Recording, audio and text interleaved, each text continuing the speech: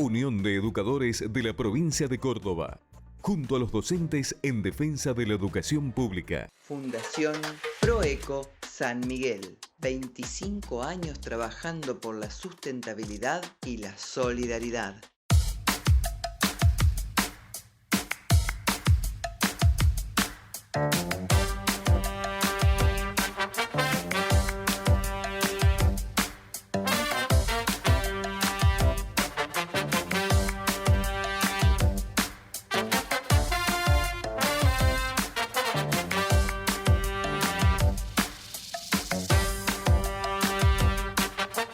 Muy bienvenidos a una nueva edición de Hay Algo Acá. Pasen y vean todos los que tenemos para compartir con ustedes. Y en esto de andar investigando en nuestra provincia y en nuestra Córdoba qué hay para traerles y descubrir juntos, vamos a hablar de cannabis con Daniel Landgren, que hace más de 15 años que está en la temática, que hace cannabis medicinal, que también está incursionando en el tema del cáñamo. Con él avanzamos sobre esta hierba. Muchos la acusan de la hierba mala, pero es una hierba que cura. De este tema hablamos con Daniel Landgren. ¿Cómo llegamos a esto? Que vendría a ser la hierba que cura. Exacto. La posición sobre lo recreativo y lo medicinal es una dualidad que venimos sosteniendo, primero desde las militancias o del activismo, ¿no? Que nos permitió en algún sentido obtener las dos leyes que tiene Argentina desde ese lugar. Y debo decir claramente que no fue precisamente por nuestro activismo como usuarios recreativos, sino nuestro activismo en función de la parte medicinal que le compete a la planta. Y esta dualidad que nos toca de lo recreativo y de lo medicinal también nos ha puesto en una situación de tener que estar aclarando algunas circunstancias. Sobre todo por los efectos no deseados para algunas personas que tienen miedo de usarla medicinalmente, que además, como vos lo tenés ahí, este es el proceso o el producto final de un proceso largo que empieza con el cultivo y termina con la producción de los aceites. Y otros formatos que se pueden utilizar para administrarse la planta. Nosotros hemos quedado nuevamente en un limbo a causa de esta permanente situación que nos compete a los argentinos, que cambiamos de palo políticamente cada 4 años, y ahora, después de haber luchado mucho para obtener las regulaciones para ir a construir una industria del cannabis y del cáñamo, volvimos para atrás, con situaciones preocupantes porque la gran mayoría de los usuarios medicinales obtiene estos productos a través de terceras personas. El mercado de los laboratorios tradicionales o alopáticos no están interesados en involucrarse, sobre todo en la investigación de los procesos curativos de la planta. Eso, disculpame que te interrumpa, Sí. Porque les corta el negocio de ellos de vender alopáticos, estimo. No necesariamente, no solamente ese tema. Tenemos que decir que en Estados Unidos hace 2 años atrás, más o menos venía llevando una estadística, habían perdido algo de 35.000 millones de dólares solamente en el cambio que hacen los usuarios del cannabis por cualquier cosa que tenga que ver con productos para el dolor. Sí, obviamente en algún sentido, pero los laboratorios medicinales están presos de sus propias consignas en investigación. Y la planta tiene 110, 150 cannabinoides y cada uno investigarlo por separado e intentar entender el efecto séquito de todos los cannabinoides dentro del organismo implica una inversión que no están dispuestos los laboratorios a hacerla. Ese que vendría a ser en realidad la verdadera cuestión. ¿Qué van haciendo? Van pisando el camino de los que investigamos, de los que trabajamos en el tema, sacan algún aceitito cada tanto, tienen su marca, se involucran, están en la farmacia, pero los costos los terminan en muchos casos absorbiendo el Estado a través de obras sociales públicas, como el caso de Córdoba, que sí ofrece la solución a un altísimo costo. Y luego estamos quienes producimos de alguna manera desde un paraguas legal en la 27350 y nuestra capacidad de producir desde organizaciones del campo civil, como en el caso nuestro, una asociación civil que tenemos, y eso nos ha permitido acceder a un proceso que se llama cultivo solidario para terceras personas. Entonces podemos administrar hasta 150 usuarios o pacientes para los cuales cultivamos y producimos el aceite o las versiones que les sirvan más a cada uno. Algunas personas utilizarán las flores y la van a fumar, otras van a vaporizar, otros la van a comer y otros van a usar los aceites y las cremas. Ese sería el gran espectro que manejamos hoy. El actual gobierno nacional lo que ha hecho es, en algún sentido, ralentizar el proceso de avance de la industria desde lugares como el INASE, que es el que te califica las semillas. Se ha hecho un parate por 6 meses, o sea que los cultivadores que estaban siguiendo el proceso de producir semillas de cannabis han entrado en un momento de observación, digamos, o de control, que no se había hecho antes, pero básicamente porque ni el Estado que se fue ni el que está tiene capacidad de hacerlo, digamos, ¿no? Hemos avanzado mucho más los que estamos en el mundo del cannabis que la capacidad que tiene el Estado de controlar. Muchas veces digo, no pueden controlar el tránsito de una ciudad, imagínate, controlar 300.000 personas que cultivan y que producen, y hay 350 personas habilitadas a producir semillas en Argentina, con un largo proceso que demora hasta casi 5 años. Entonces, no es tan sencillo el proceso.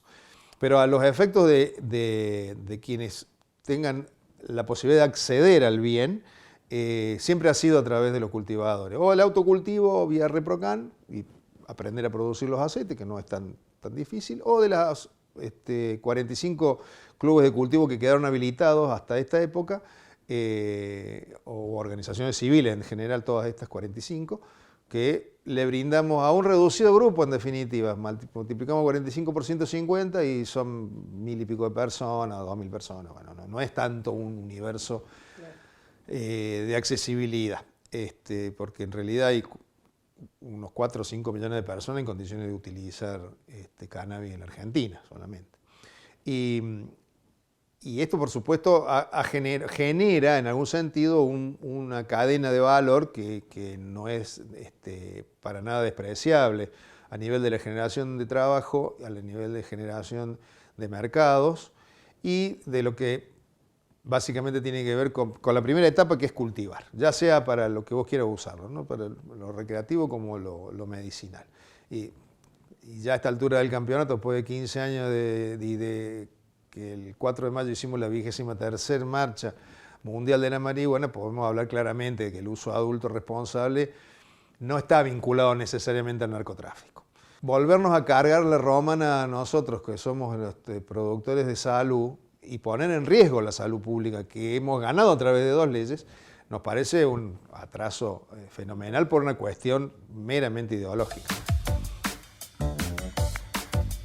Cannabis medicinal, todo un mundo que se abre, donde la competencia de mercado hace de las suyas, como siempre, porque se apropia del conocimiento que se va gestionando a través de estas personas que tienen un compromiso profundo con la investigación, como Daniel Landgren.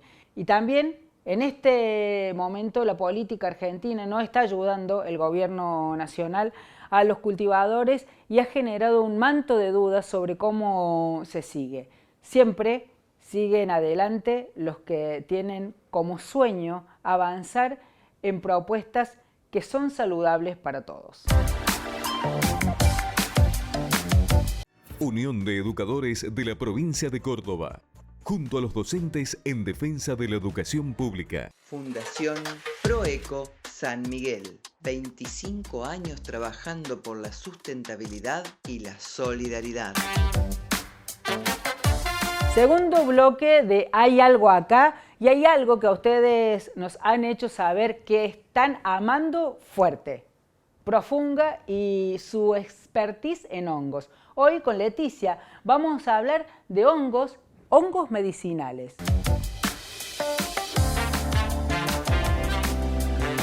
Capítulo de hongos medicinales, que por ahí hay como una lógica que no se sabe bien qué es ni cómo funciona, si es peligroso, si tiene que ser, si alguna autoridad te tiene que decir cómo tomarlo, ¿cómo se aborda ese saber populares? Sí, en realidad el hecho de que sea un saber popular significa que muchas personas tenemos una intuición que nos dice cómo se hace.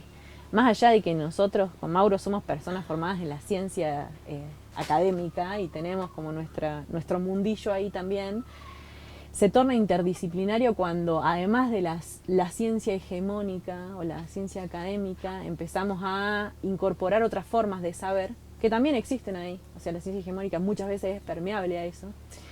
Entonces, el mundo en el que nosotros nos manejamos son todas personas a las que les gustan los hongos, pero trabajan de médicos, de arquitectos, digo médica porque es mi amiga Eva que es doctora, tenemos una amiga que es arquitecta que es la Nati, la Fede es una fotógrafa que también, y entre todos vamos gestando una interpretación acerca del mundo de los hongos que es bien particular y compleja.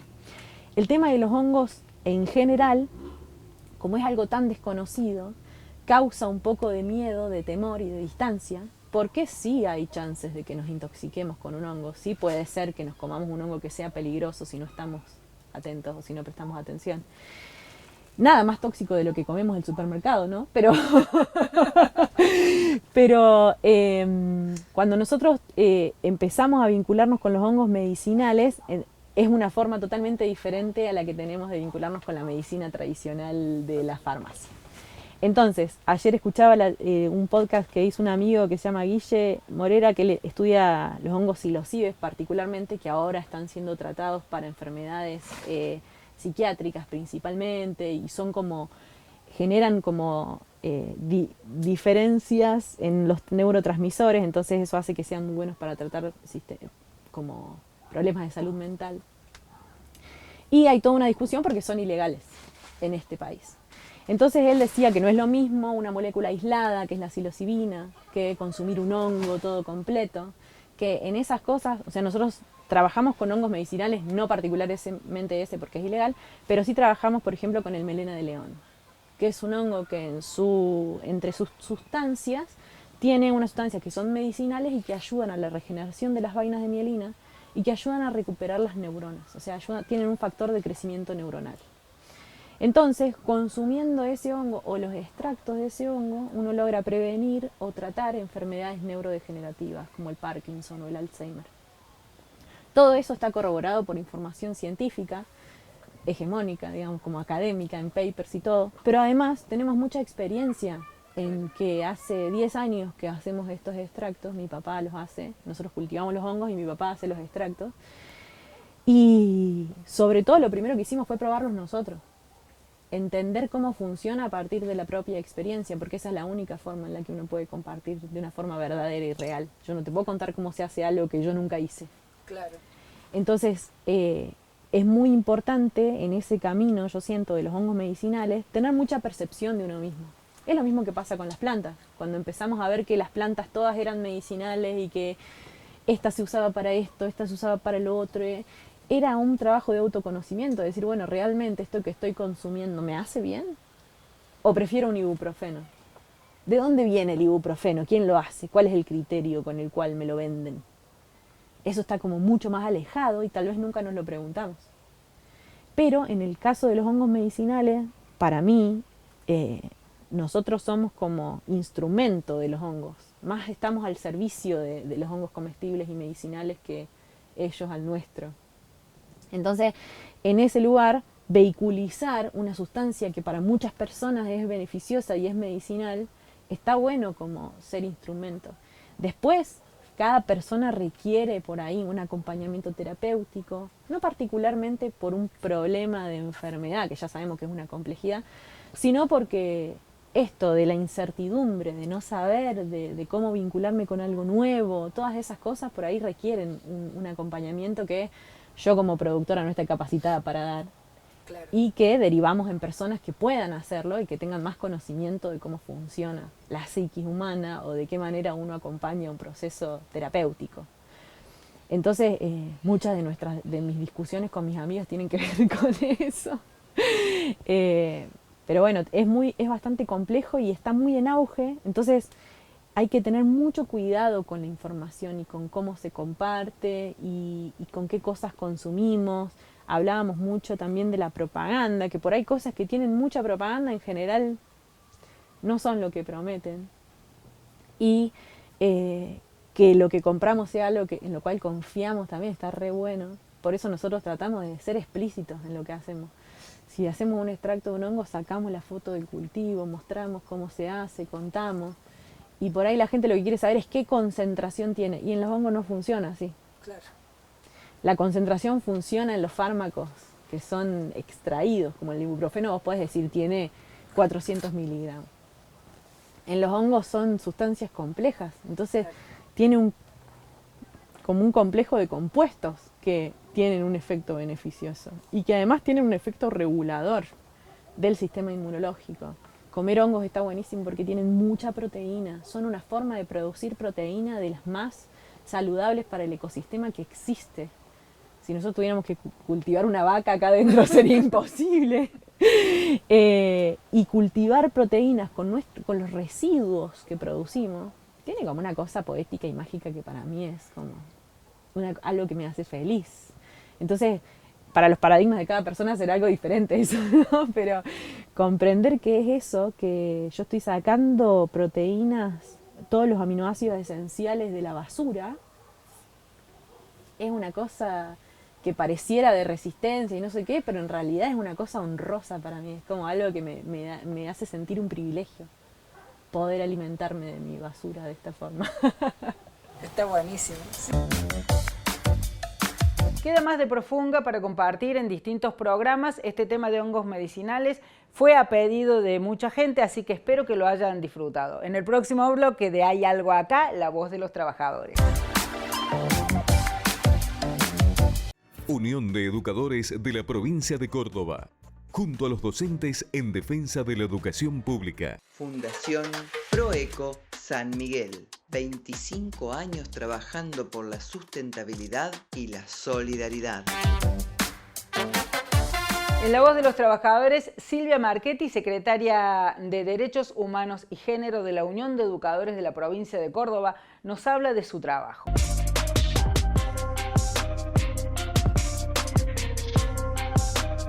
Nosotros también tenemos toda una tarea de formación con la comunidad, por un lado, y con la propia orgánica del sindicato hacia adentro, o sea, con nuestros propios compañeros y compañeras. Hemos trabajado Ley Micaela, hemos trabajado, bueno, ahora tenemos el desafío de empezar a trabajar la Ley Sonia Torres, en fin. También nosotros con la comunidad nos han demandado conversaciones, charlas, conversatorios sobre violencias, prevención de violencias, sobre el tema de la discriminación, sobre diversidades. Entonces, no solamente con los docentes en la escuela, porque nosotros ya sabemos, lo hemos aprendido, que no solamente la escuela educa, la sociedad educa. Entonces, a mí me duele. Es cierto que nosotros hacemos una reflexión permanente sobre nuestro trabajo de enseñar, pero a mí me duele profundamente cuando, ante alguna dificultad, bueno, que dice, ay, no saben tal cosa, no aprendieron tal cosa, la responsabilidad sea solamente de la escuela, porque hay una sociedad que está teniendo una falencia en cuanto a educar a las próximas generaciones, ¿no? Hay una dificultad para hacer que nuestros niños, niñas y adolescentes se apropien de un determinado capital cultural. Y eso está en todos lados. Está en la familia, está en la escuela, está en los clubes de barrio, está en los centros vecinales, está en las comunidades en general. Entonces digo, nosotros como adultos y adultas tenemos la responsabilidad de empezar a pensar qué capital cultural le estamos ofreciendo a estas nuevas generaciones en cuanto, porque, a ver, vamos a un ejemplo claro. Los jóvenes no hacen tal cosa, o los jóvenes hacen tal cosa que supuestamente está mal. Por ejemplo, los jóvenes no leen, los niños no leen. La pregunta es, las personas adultas que están en contacto con esos niños, niñas, adolescentes, ¿leen? ¿Hay libros en una casa? ¿Hay revistas en una casa? Y lo otro, que yo pensaba en estos días también, por bueno, una serie de discusiones que se están dando con respecto al financiamiento de las universidades, con respecto a la educación pública, esto de el trabajo personalizado con hijos e hijas, hijes. En realidad es esto de, yo leo, pero leo con mi hijo. Yo miro películas con mi hijo. ¿Qué películas miro? ¿Solamente las películas que me ofrece el cable? ¿Hago una búsqueda? ¿Hago un rastreo? ¿Comparto cosas? ¿Tenemos salidas juntos? ¿Vamos a caminar y les contamos cosas? ¿Les contamos cosas de nuestra ciudad, de nuestra localidad, de nuestra familia? ¿Tenemos ese trato personalizado en profundidad? Solo lo pregunto, no digo que sí exista o que no exista, pero me hago esta pregunta cuando se pone en cuestión el capital cultural de niños, niñas y adolescentes, insisto, porque en general es a ellos a quienes se los cuestiona. Otro ejemplo, porque los chicos no se despegan del celular. Y uno, la verdad, que cuando anda por diferentes lugares, ve que las personas adultas tampoco se despegan del celular. Entonces digo, esto de pensar que hay un divorcio entre lo que nosotros hacemos y lo que hacen estas nuevas generaciones, no es así. Entonces digo, todo esto, que lo digo de manera muy, muy resumida, es lo que nosotros trabajamos cuando hacemos formaciones con estas perspectivas.